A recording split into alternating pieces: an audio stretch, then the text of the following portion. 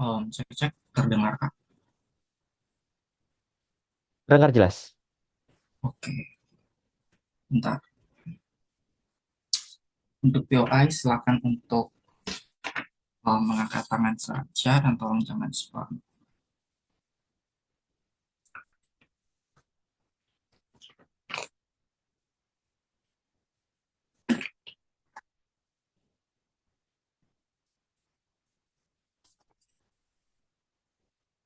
Debat akan saya mulai dalam 3, 2,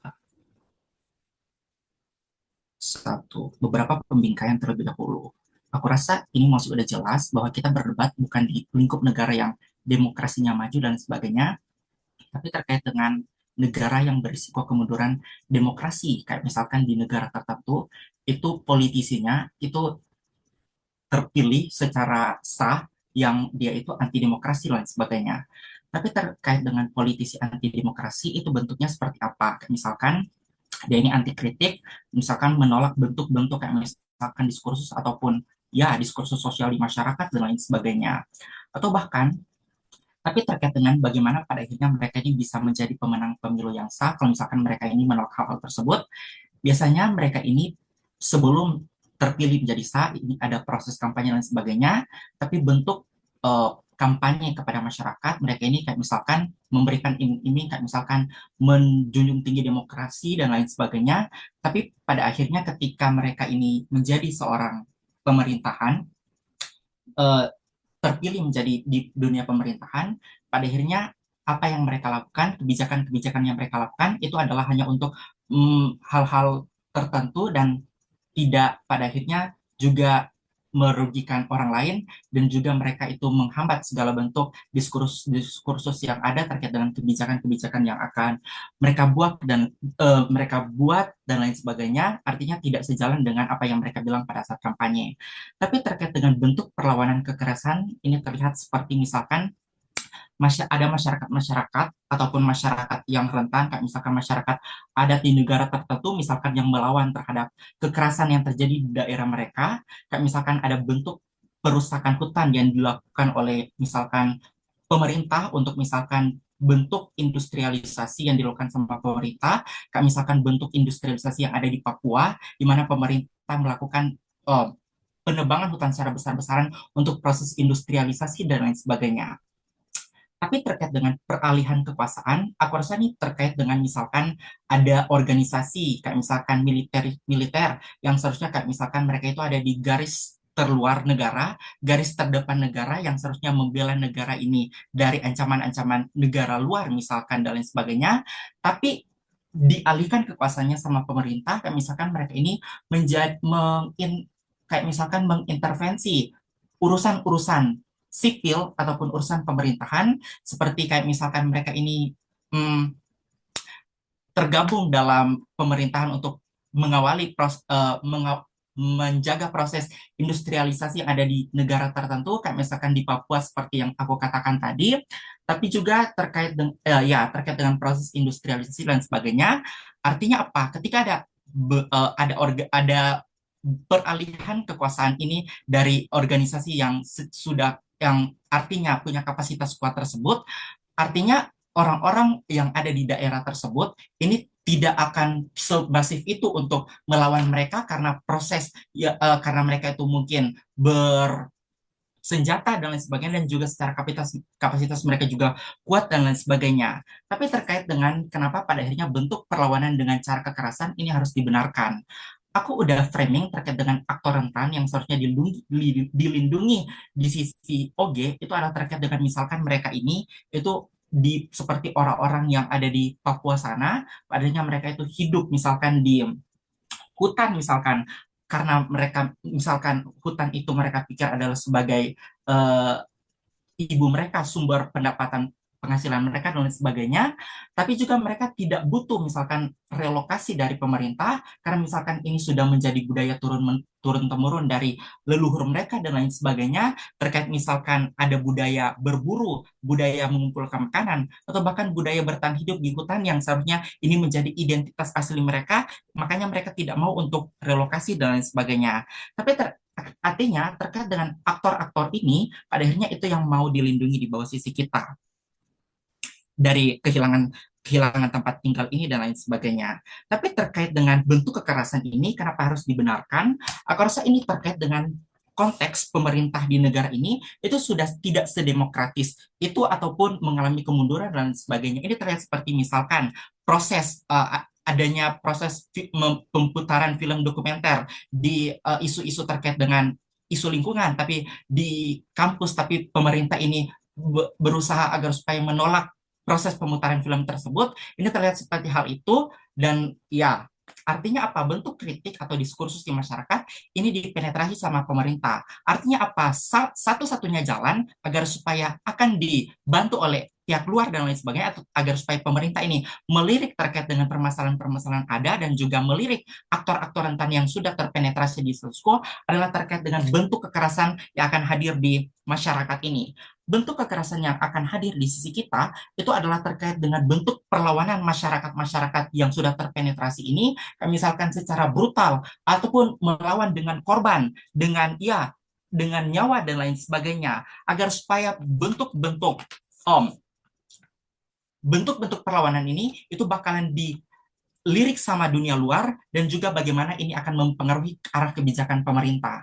Tapi terkait dengan hal ini, kenapa pada akhirnya ini likely untuk merubah persepsi kebijakan pemerintah?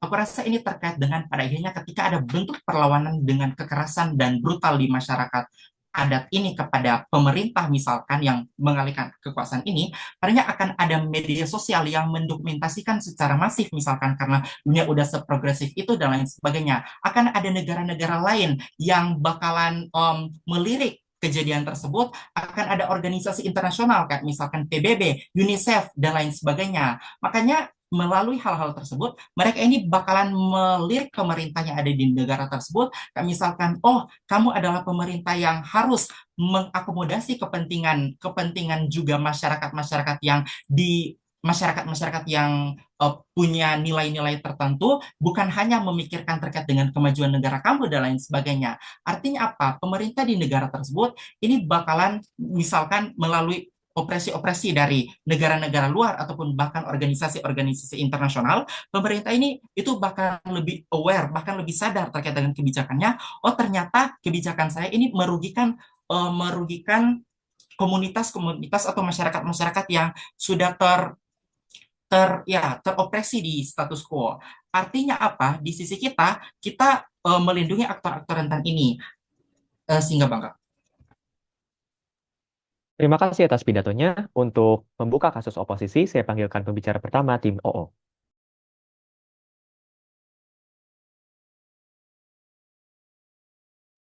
Sip, audible ya? Dengar jelas.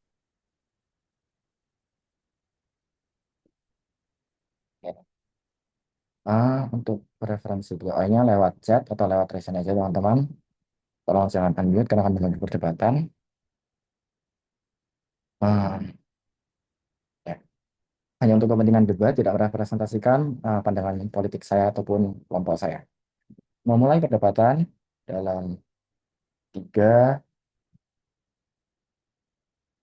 tiga, dua, satu. Aku rasa penggambaran di sisi UG itu masih nggak sejelas itu, atau misalkan kalau ya pun mereka udah mencoba untuk menggambarkan, aku rasa bentuk perlawanan kekerasannya itu masih nggak seefektif itu, karena aku akan jelaskan nanti. Tapi sebelumnya, mari kita bedah lagi maksudnya.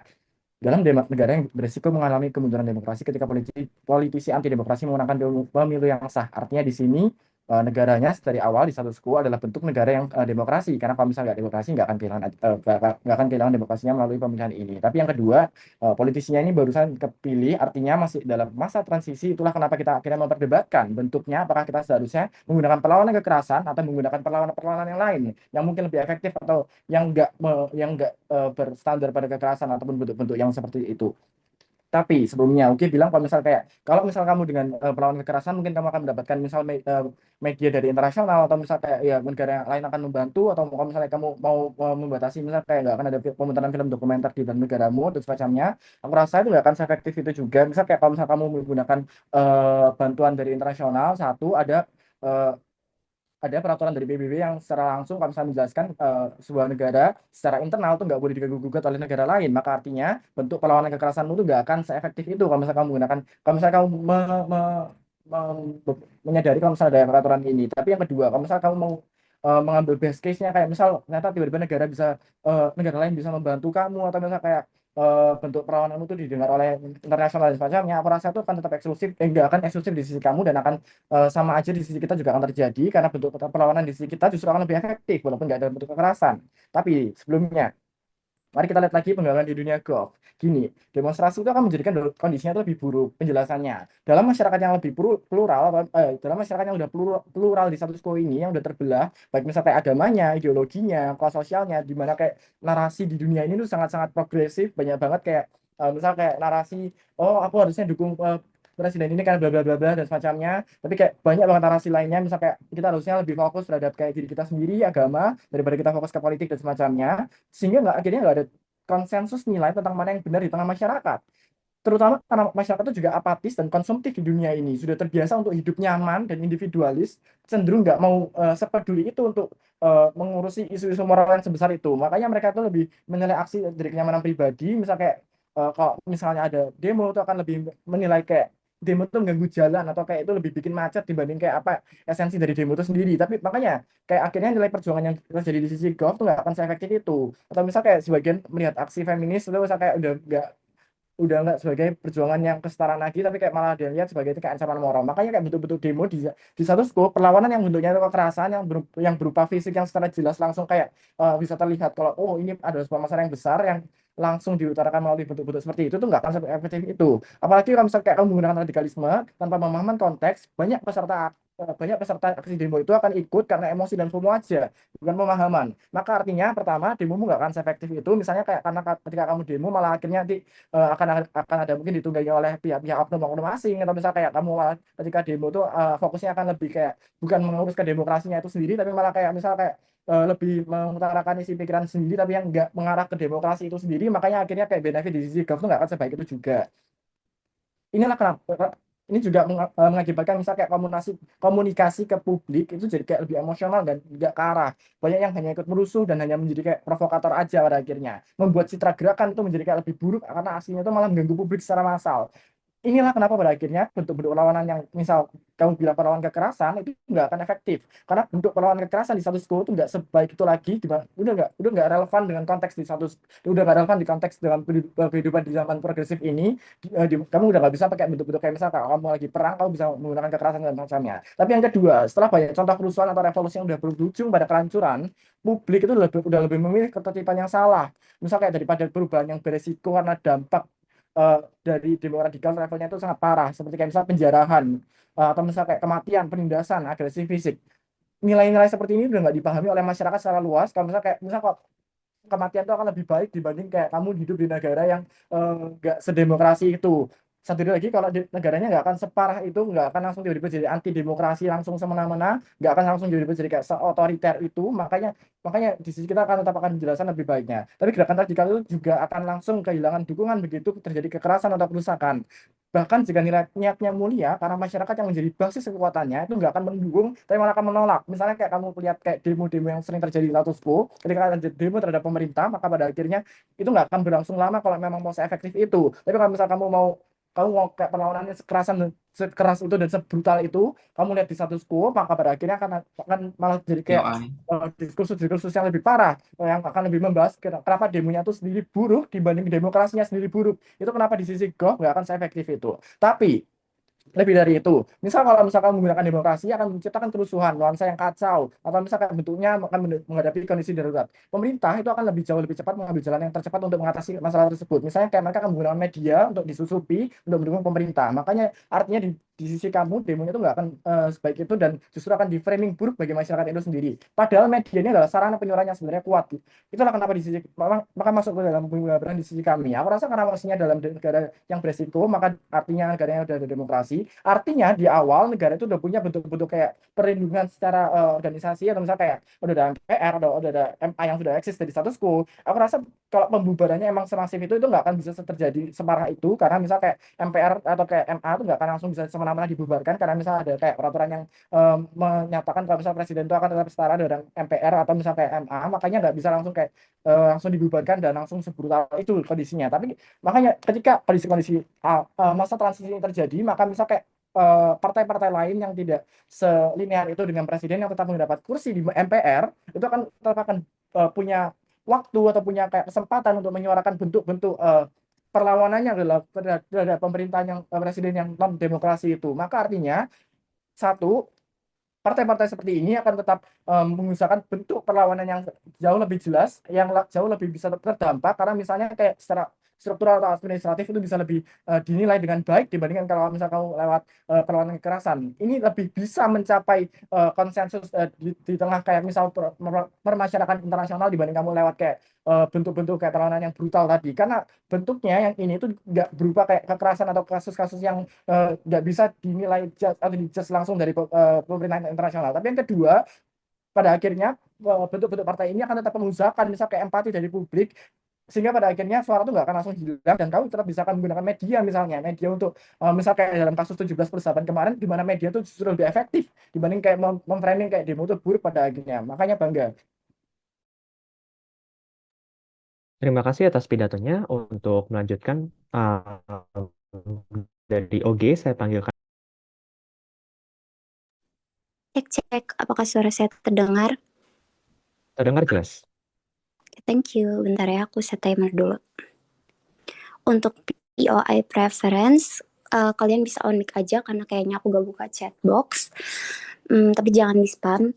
Kalau misalnya ada isu sensitif, mohon maaf banget, itu cuma untuk kepentingan debat semata. Memulai perdebatan saya dalam 3, 2,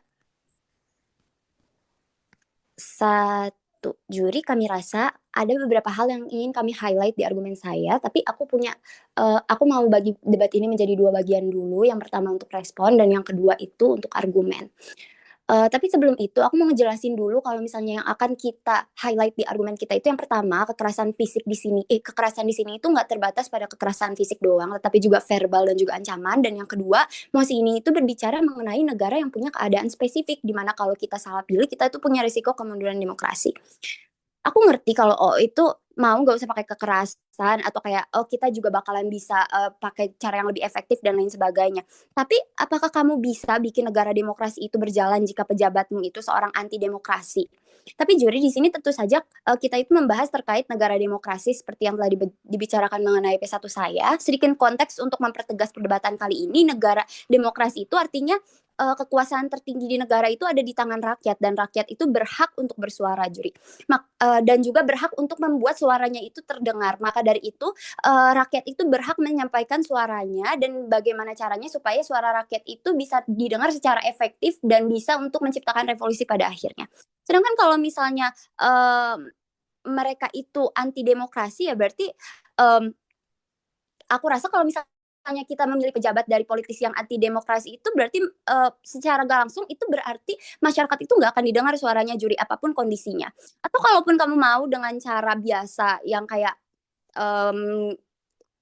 cuma kayak dengan cara mainstream dan lain sebagainya, itu nggak akan efisien untuk kamu mengekspresikan suara kamu pada akhirnya. Di sini aku rasa sisi kami itu akan membuahkan outcome yang lebih relevan dan efisien, apalagi untuk negara demokrasi, juri.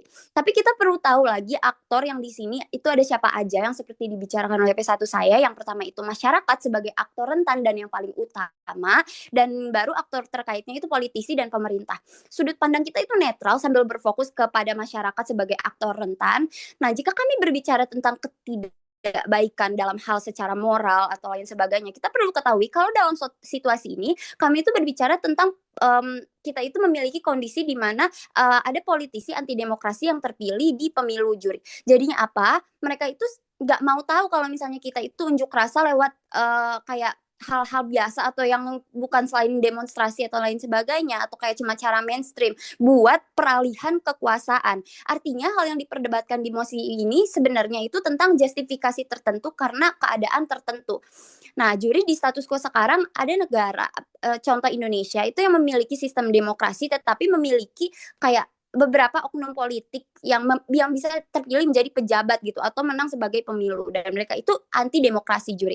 Hal ini tuh membuat adanya kayak bisa aja terjadi pembungkaman di setiap masyarakat yang mau mengekspresikan suaranya. Contohnya nanti akan saya sebutkan di argumen. Tapi sebelum itu aku mau langsung ke argumen saya. Yang pertama, kami mau suara rakyat itu bisa didengar karena di situasi spesifik seperti ini, ketika politisi anti demokrasi itu bisa terpilih menjadi di pemilu, ya artinya kita nggak bisa pakai cara ringan untuk bisa revolusi.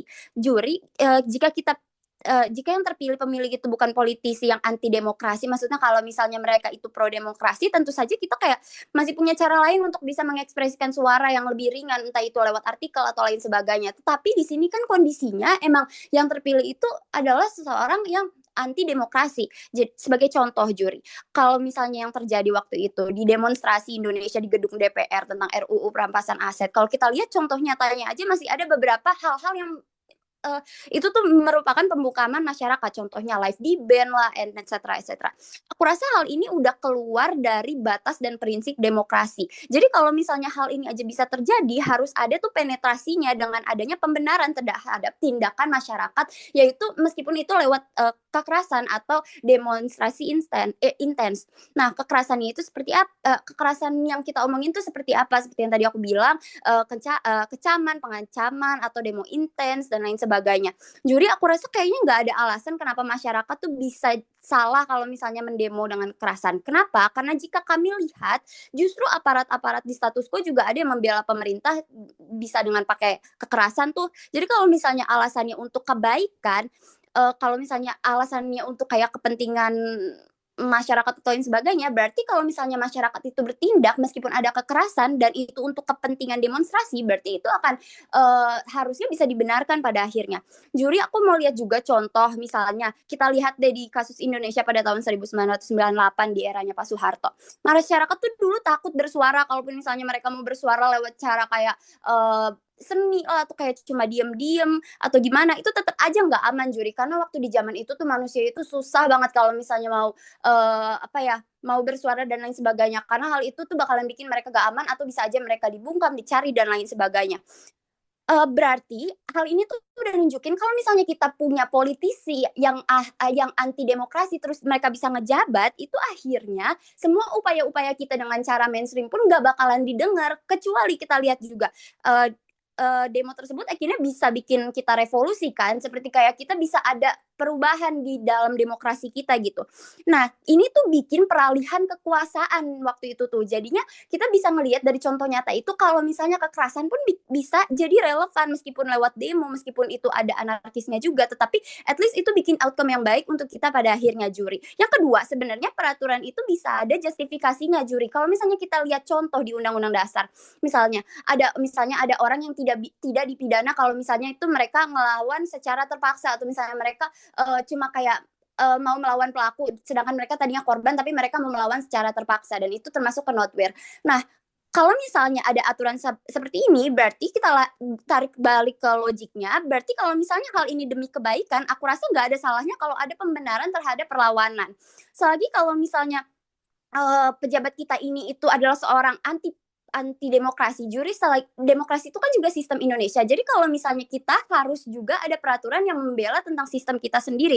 Artinya kita juga kalau misalnya seorang politisi itu gak bisa menjabat, kita juga gak bakalan ada peraturan seperti ini. Kayak misalnya kita gak harus lewat kekerasan dan lain sebagainya. Pada akhirnya juri, kami mau ada solusi yang efektif, yang lebih bisa kayak memberikan dampak untuk menjaga sistem demokrasi kita pada akhirnya. Nggak bisa ngebuktiin semua itu, di mana di sisi mereka itu kayak mereka cuma bilang kayak oh iya mereka juga bisa kok punya alternatif. Tapi yang kita pertanyakan apakah hal itu bisa efisien atau tidak? Karena dari sisi kami, menurut kami lebih efisien kalau misalnya kekerasan itu dibenarkan atau dijustifikasi. Terima kasih. Terima kasih atas pidatonya. Untuk melanjutkan oposisi dan juga menutup debat pembuka, saya panggilkan pembicara 2, tim OO.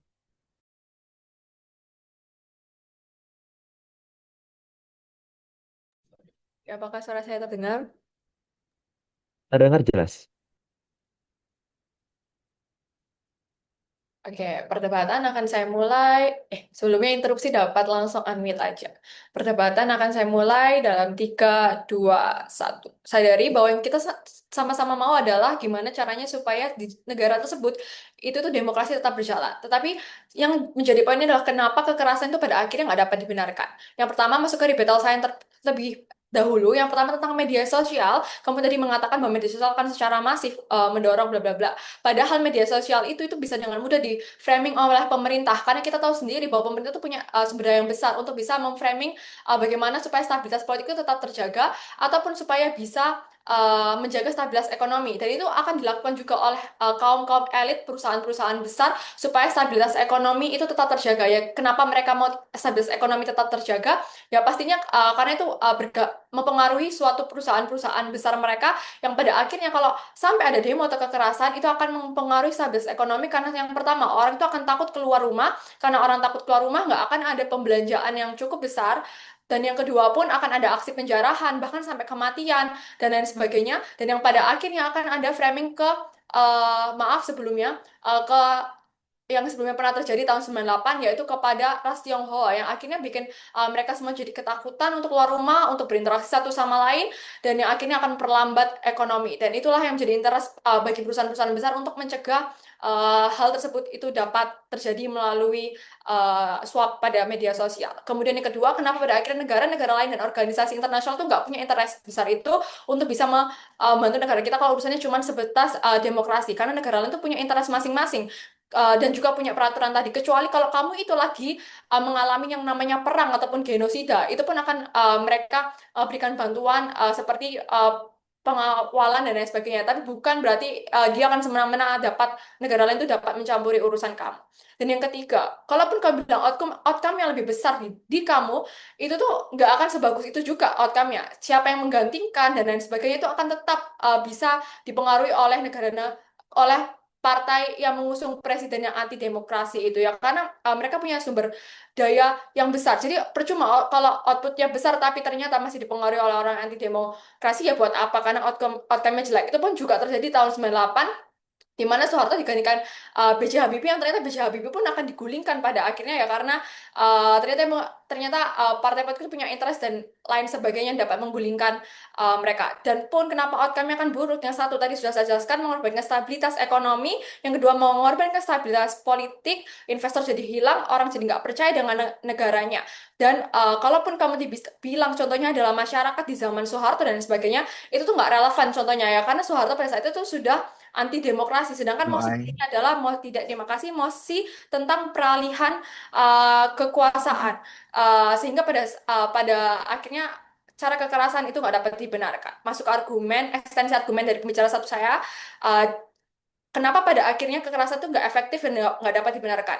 Yang pertama, untuk capai kekerasan itu ada banyak syarat yang harus dipenuhi. Ya, di satu masyarakat itu sudah sangat uh, lebih mementingkan ketertiban yang sadar pada perubahan yang beresiko, ya, karena mereka sayang keluarganya dan lain sebagainya, sehingga tuh mereka nggak mau keluarganya itu merasa terancam adanya penindasan, apalagi pembunuhan yang membuat ketakutan anak-anak jadi nggak boleh sekolah, bahkan yang ironinya lagi mungkin rumah agama akan jadi tempat di mana aksi kekerasan itu dapat terjadi, sehingga orang-orang itu takut untuk datang ke rumah agama. Pun juga kelas menengah itu jadi kelompok penentu opini publik.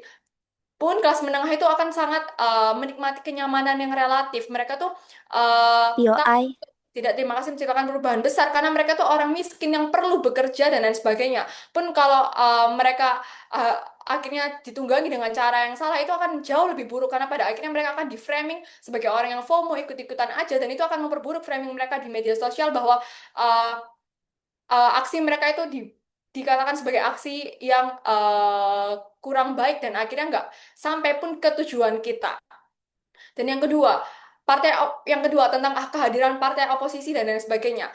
Kita sudah tahu bahwa di dalam demokrasi itu pasti ada partai oposisi. Nah, partai oposisi itu memiliki insentif politik yang besar untuk mengawasi pemerintah. Apalagi kalau pemerintah itu sampai udah terlihat nih untuk uh, nggak untuk anti demokrasi dan sebagainya, sedangkan mereka juga punya interest untuk tetap bertahan di pemerintah, yang akhirnya bikin mereka akan menjelek-jelekan presiden tersebut, berusaha mencari cara untuk menarik empati dan simpati dari masyarakat yang untuk bisa melemahkan kekuatan dari presiden tersebut. Caranya banyak, mereka bisa mendebat melalui media sosial dan lain sebagainya.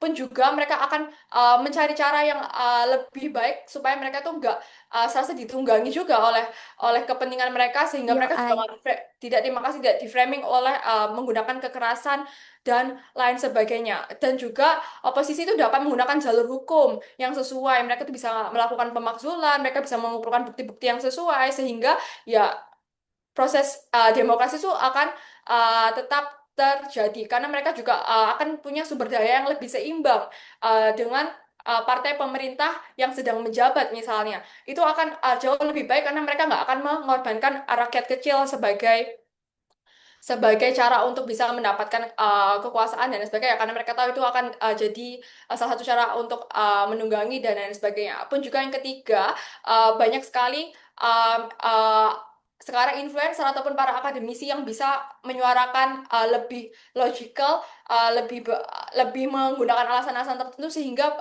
kalaupun pemerintah itu uh, punya cara yang salah untuk melakukan demokrasi, itu akan jauh lebih diterima ya, karena mereka punya alasan-alasan yang kuat.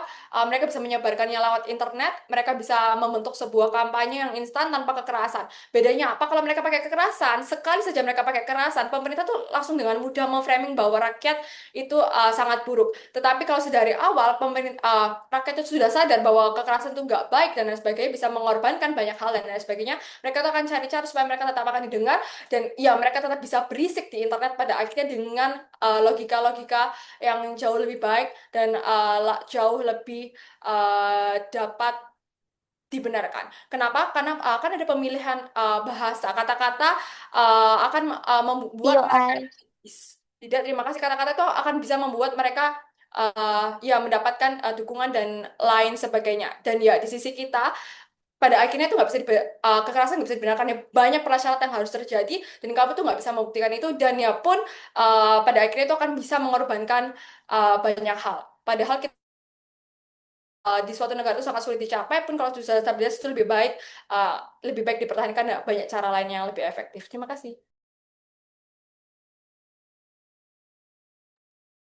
Terima kasih atas pidatonya. Hal tersebut menandakan debat pembuka telah selesai. Untuk membuka bangku di debat penutup, saya panggilkan pembicara pertama tim CG. Sekaligus juga menjadi pengingat bagi teman-teman karena kita sudah memasuki babak eliminasi, babak semifinal, maka jangan lupa untuk aktif menawarkan dan juga menerima interupsi. Karena interupsi sama pentingnya seperti sanggahan. Baiklah, apakah suara saya terdengar dengan jelas? Bisa dideketin lagi nggak? Halo, apakah lebih jelas?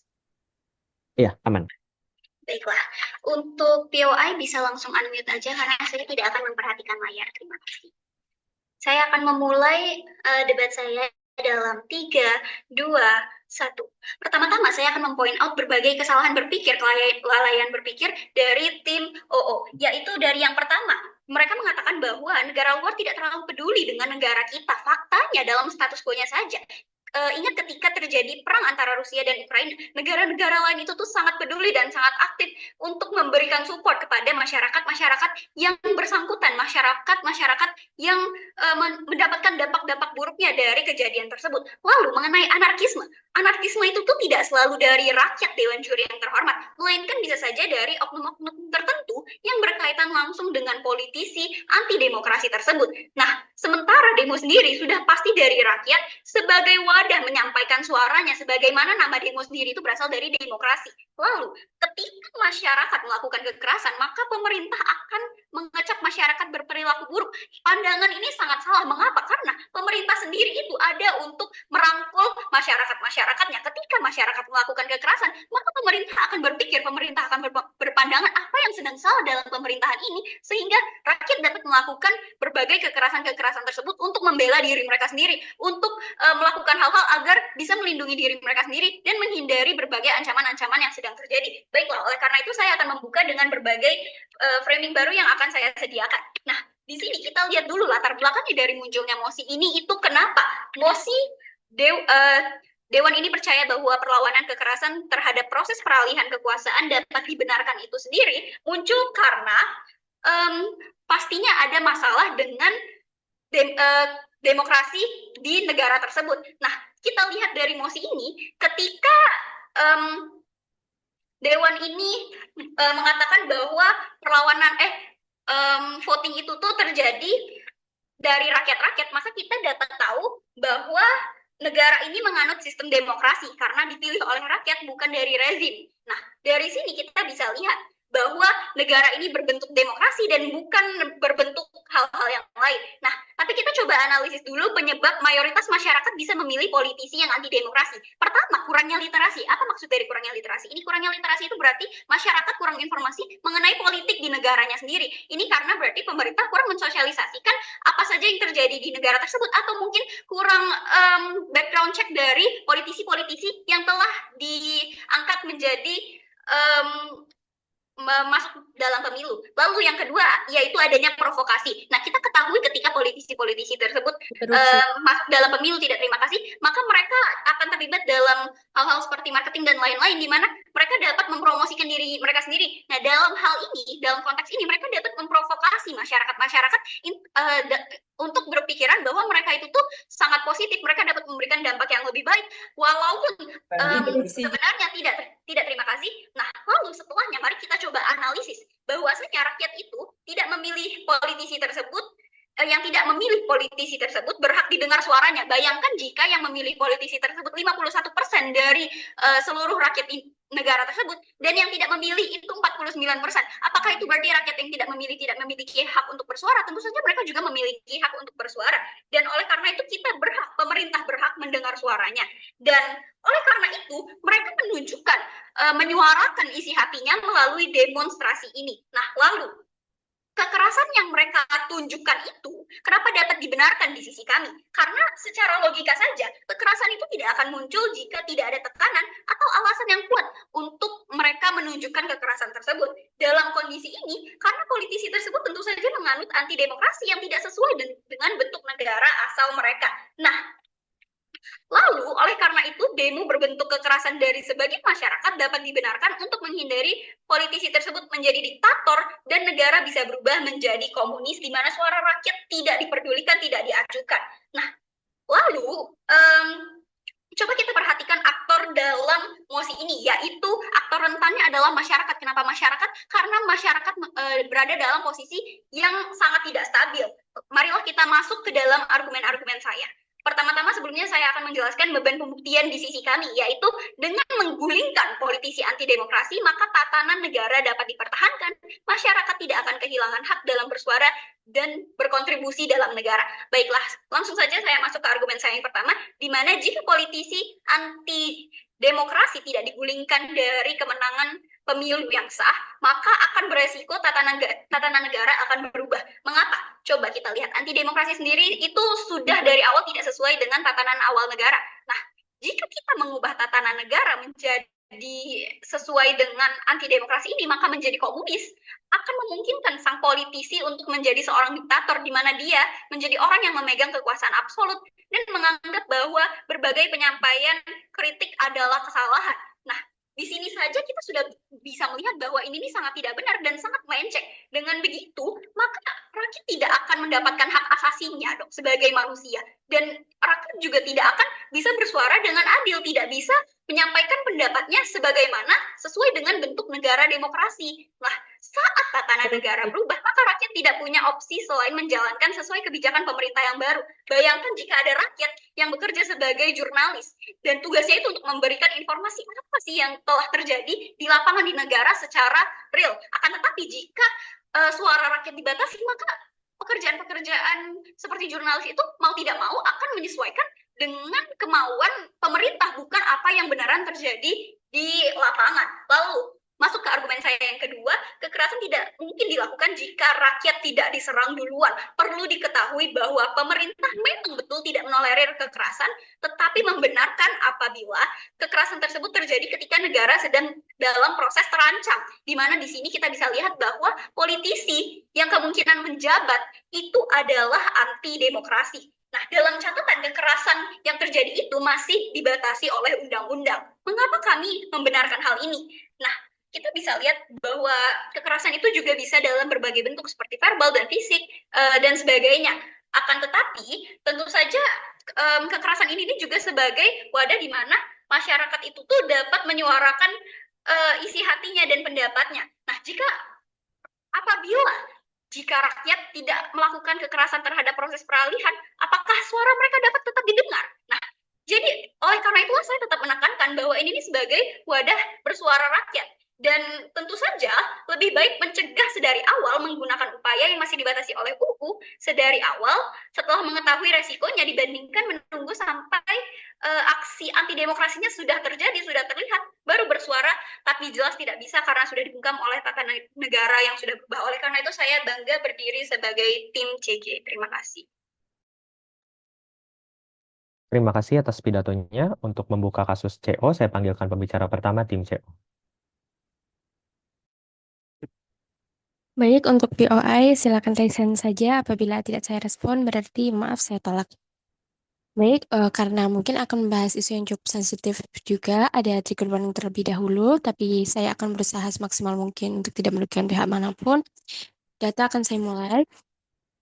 Sebentar, saya set waktu saya. Baik, pidato akan saya mulai pada 3, 2, 1.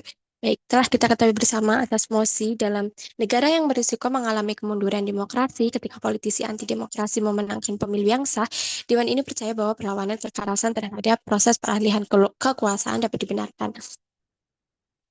Baik, tentu saja di sini kami dari CO sangat tidak membenarkan perilaku kekerasan ini, yang mana status quo yang kita ketahui bahwa hasil pemilu itu sah ketika hasil itu sudah ditetapkan oleh KPU dan diputus oleh MK itu sendiri. Kalau ada sengketa, pasti akan ada pasalnya sendiri.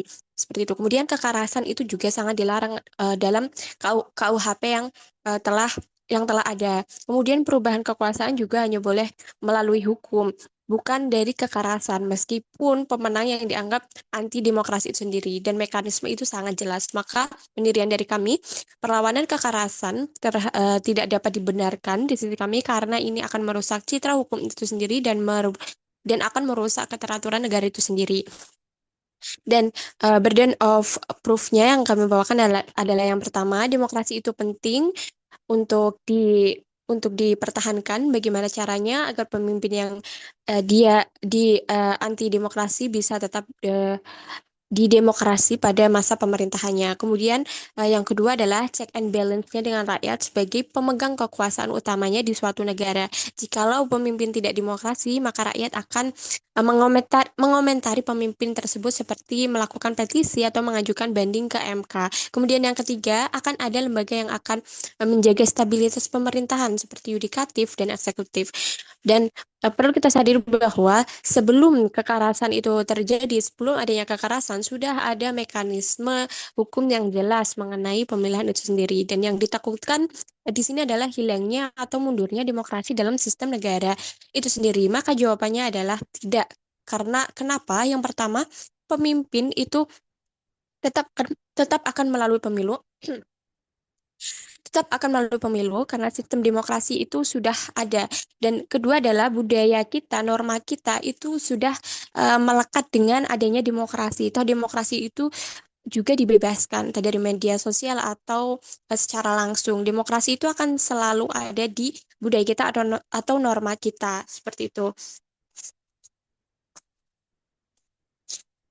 Baik, untuk pembingkaiannya terhadap pihak pro, apabila melawan dan melangsungkan jabatan pemimpin, sebenarnya mekanisme yang ditawarkan oleh status quo itu sudah ada dan sangat sangat masif. Seperti yang pertama, ada yang namanya rapat paripurna DPR RI untuk memutuskan segala keputusan yang ada begitu. Dan kemudian yang kedua, ada MK juga selaku yudikatif yang berperan menilai segala hasil dari penilaian itu sendiri.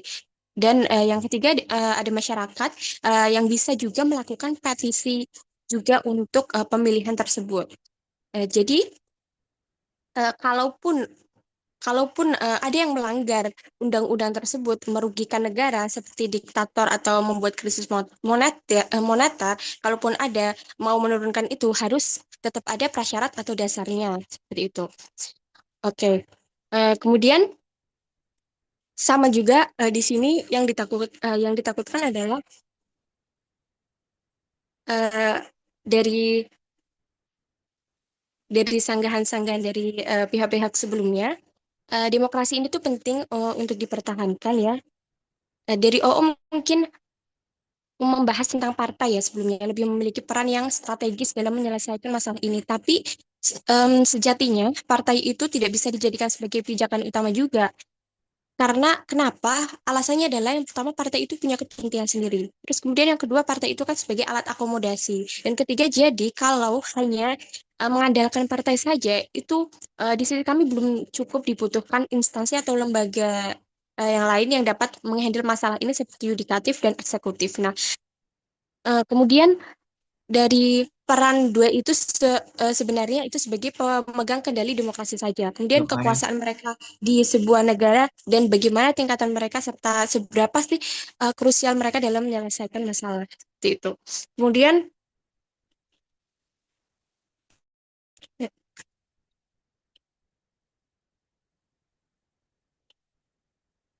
kemudian membahas tentang kekerasan itu sendiri. Kekerasan itu kan buruk, tapi sebelum itu kita tahu bahwa kekerasan ini bisa kita lihat dalam kasus-kasus yang pernah kita alami di negara kita utamanya hingga menjara, hingga melukai, hingga hingga merusak lingkungan dengan membakar atau merusak fasilitas fasilitas di negara kita, kemudian sampai ke kematian juga, ekonomi terhambat dan itu pasti POI. sangat disayangkan karena itu dampaknya pada negara juga seperti itu. Ya, terima kasih. Kemudian di sisi OO memang benar ya karena telah menyiapkan sebelumnya melakukan kekerasan. Tapi bagaimana dengan dampak keluarga yang lain? Ketika kalian mengatakan bahwa mm, nggak semua orang itu bisa seperti kalian begitu. Nggak semua orang punya kepentingan seperti kalian. Jadi jangan ikut-ikut kan semua kepentingan dengan orang lain. Bahkan jika yang terjadi adalah kamu mati dalam aksi demokrasi kamu, bagaimana dengan keluarga korban? Sesiap apakah kamu? Seberapa banyak dana yang kamu siapkan? Bahkan itu hanya akan menyengsarakan keluargamu saja, bukan karena anak dan istrimu harus menggantikan posisimu sebagai kepala keluarga untuk mencari nafkah. Sama saja ini juga kalau tetap mau ada kekerasan seperti demonstran sebenarnya siapa aktor yang paling rentan dalam aksi ini? Tentu saja bukan hanya masyarakat ya, tapi terutamanya adalah mahasiswa. Kenapa? Karena mahasiswa lain yang paling banyak terjun ke lapangan kan. Maka dampaknya kalau mahasiswa turun ke lapangan dan kasus terburuknya ya mati atau luka terus dikaitkan sama terkadang itu mereka hanya FOMO atau ikut-ikutan begitu tanpa memahami urgensinya apa seperti itu. Sama ini juga biasanya itu akan ada provokator dalam demokrasi itu sendiri sehingga nanti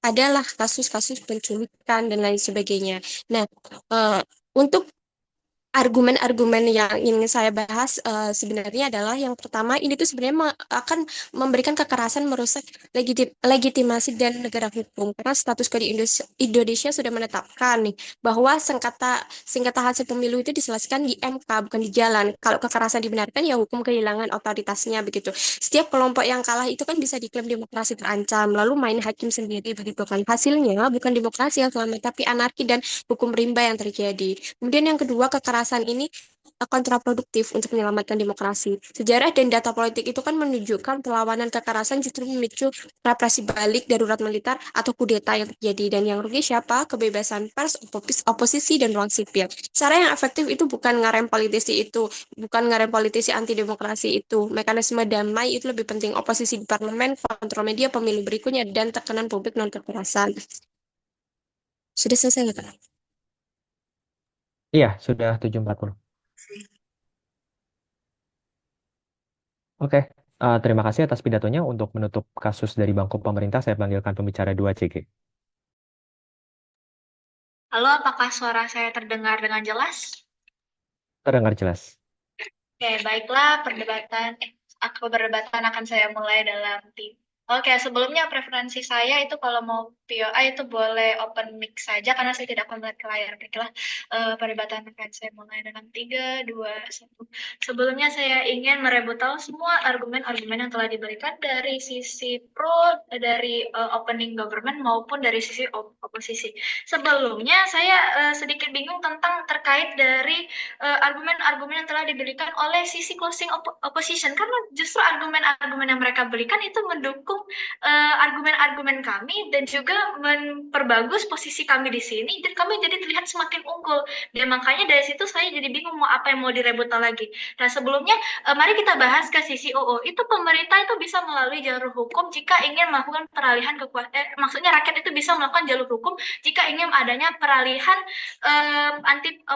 politisi anti demokrasi ini. Saya rasa itu tidak akan terjadi karena apa? Pada dasarnya politisi anti demokrasi berarti kita bisa asumsikan bahwa dia itu menganut prinsip komunis ataupun yang lain-lain. Nah, pada akhirnya dengan penerapan prinsip mereka itu pasti akan melakukan cara sehingga lembaga yang bisa dilaporkan ini atau melalui jalur hukum, contohnya itu Mahkamah Konstitusi, itu jadi terhalangi dan dibatasi karena mereka sendiri yang akan mengontrol lembaga-lembaga hukum itu. Makanya dari hal tersebut, rakyat ini akan semakin kesulitan karena pada akhirnya laporan yang telah mereka berikan itu kemungkinan besar resikonya adalah mereka tidak ditanggapi ataupun justru mereka ini diserang balik oleh pemerintah ini karena apa? Adanya dicap sebagai pengkhianat negara ataupun seorang yang ingin melakukan pengkhianatan terhadap negara itu. Makanya resiko terbesar itu resiko besar itu dapat dirasakan oleh rakyat kembali. Sedangkan worst case yang mereka sebutkan itu tidak akan terjadi di sisi kami, melainkan terjadi di sisi mereka. Dan juga tentang closing opposition yang mengatakan bahwa perlawanan kekerasan itu tidak dapat dibenarkan karena akan merubah hukum. Sudah jelas sesuai dengan argumen kami, kekerasan dalam situasi ini dapat dibenarkan karena masyarakat itu kondisinya sedang terancam dan juga negara itu terancam karena akibat adanya si politisi anti demokrasi yang menetap di pemerintahan ini.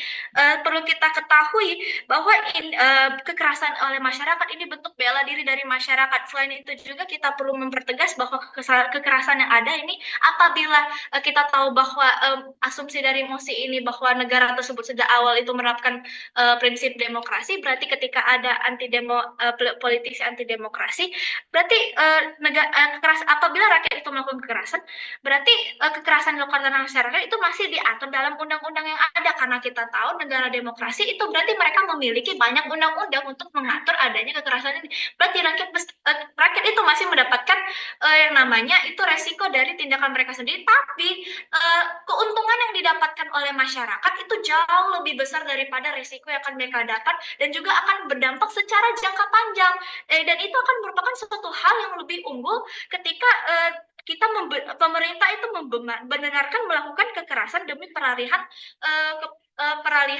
kekuasaan negara ini. Nah, sebelumnya mari kita membahas tentang adanya sejarah yang ada, yaitu sejarah di mana di Jerman itu pemimpin yang menaiki pemerintahan melalui proses pemilu yang sah, itu contohnya adalah si Adolf Hitler. Ia itu ketika masuk ke pemerintahan melalui kekuasaan yang sah, ia langsung membubarkan parlemen, Pak. parlemen dan membentuk rezim Nazi. Nah, inilah yang akan terjadi apabila kekerasan itu justru tidak kita lakukan sebagai rakyat.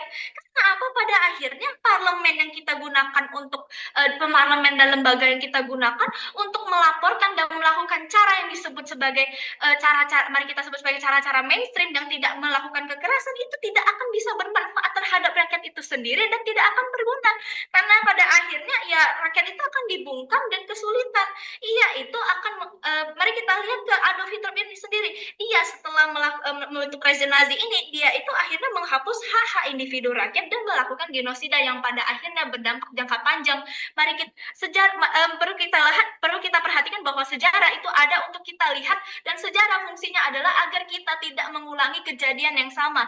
Maka dari itu pemerintah itu bisa membenarkan adanya tindak kekerasan dalam melakukan perubahan kekuasaan ini dan juga melindungi rakyat itu sendiri, karena posisinya mereka di sini sangat terancam. Nah, dari sejarah itu kita juga bisa tahu.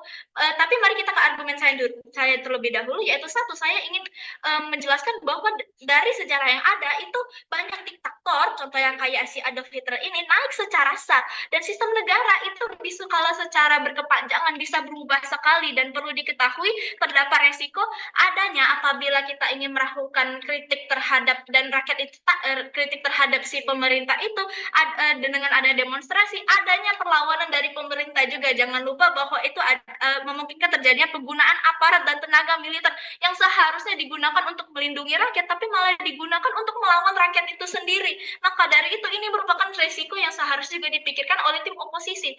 Dan juga terdapat perlu kita pertanyakan bahwa bagaimana sistem negara itu sendiri, mengapa justru politisi anti demokrasi ini bisa masuk ke dalam pemerintah dan masuk ke dalam pemilu, sehingga rakyat yang kurang literasi dan yang sebagai dampak dari kampanye si politisi anti demokrasi ini dan juga provokasi dari mereka bisa memilih mereka pada akhirnya. Tidak, terima kasih.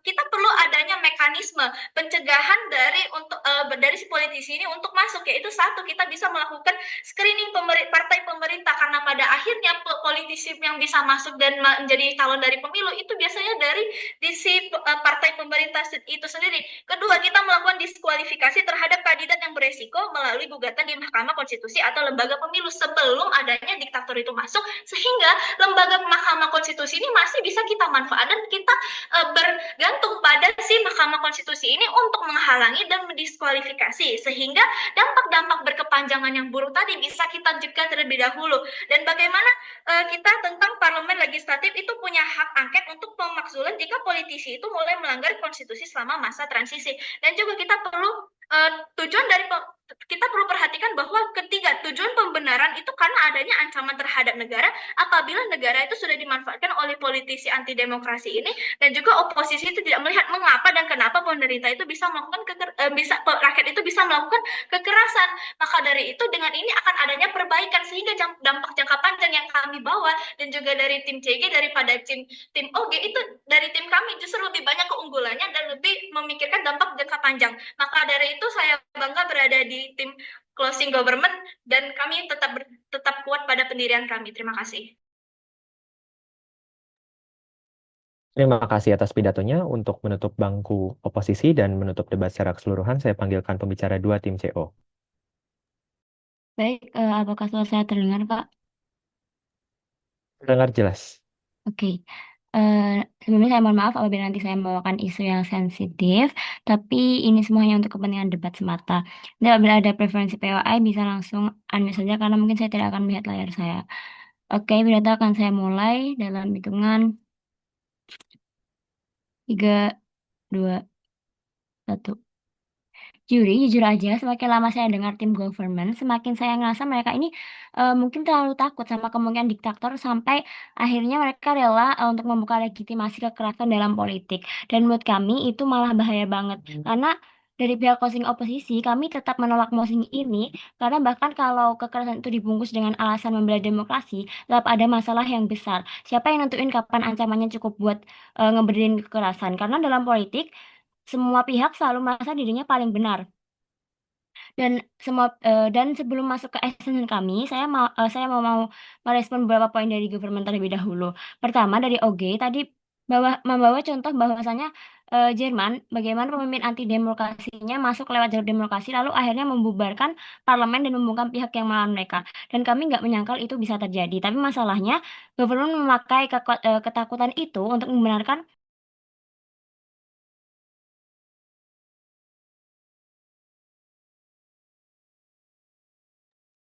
Halo, pembicara 2CO. Halo,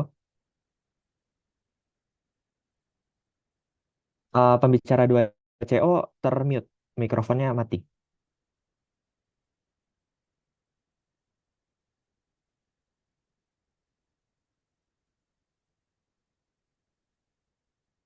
Oh, terputus ya ternyata. Oke, oke, kita tunggu ya. Halo, Halo, Kak. pembicara 2CO. Oh ya, maaf. Sinyal, Kak. Ya. Mental. Oh, ya, oke. Tadi terakhir aku berhentikan waktunya di 058, dan kamu lagi coba untuk menyanggah argumen soal pembubaran parlemen. Oh, oke. Oke, aku lanjutkan ya, Kak. Oke, Iya, boleh pertama saya lanjut dari situ aja. lanjutkan dalam hitungan 3, 2, 1.